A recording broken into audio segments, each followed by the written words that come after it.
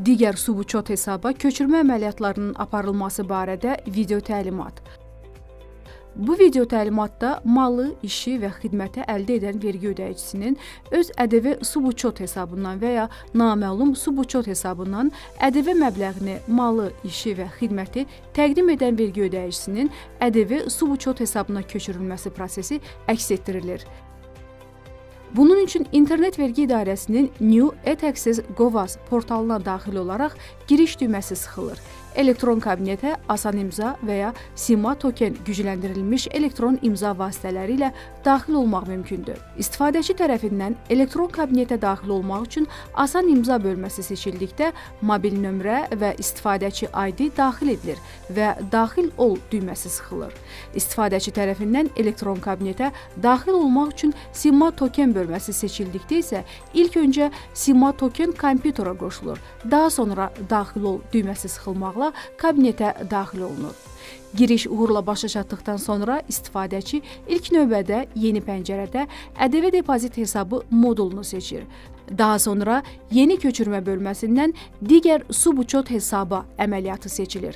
Açılan yeni pəncərədə hesabı seçin xanası üzrə subuçot hesabı və ya naməlum subuçot hesabı seçilir və VÖN xanasına köçürmə ediləcək vergi ödəyicisinin VÖN-ü daxil edilir.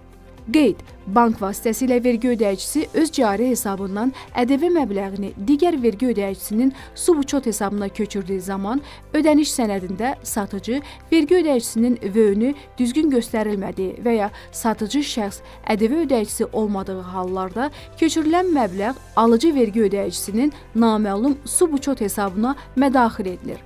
Naməlum subuçot hesabı üzrə köçürmə yalnız vergi ödəyicisinin bu hesaba vəsait daxil olduğu halda aktivləşir.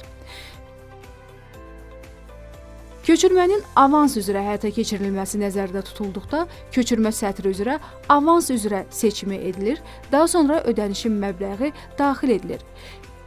Köçürmənin qaymə faktura üzrə həyata keçirilməsi nəzərdə tutulduqda isə köçürmə sətri üzrə qaymə üzrə seçimi edilir.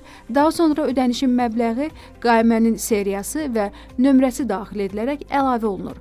Bu zaman qaymə ilə bağlı müvafiq məlumatlar ayrıca sətirdə əks olunur. Ödənişin təyinatı sistem tərəfindən avtomatik qeyd edilir. Qeyd: bir köçürmə əməliyyatı çərçivəsində bir neçə elektron qaymə faktura üzrə ödənişlərin həyata keçirilməsi mümkündür.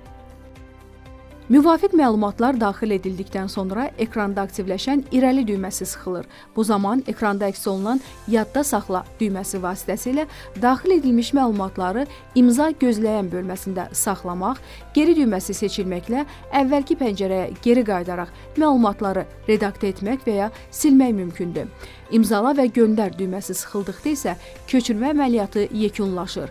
Ekranda əməliyyat uğurla sona çatdı mesajı əks olunur.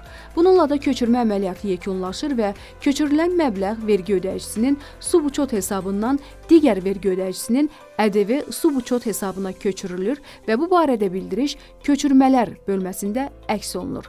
İstifadəçi köçürmələr bölməsində əks olunmuş müvafiq bildirişi endir düyməsi ilə endirə və ya çap düyməsi ilə çap edə bilər.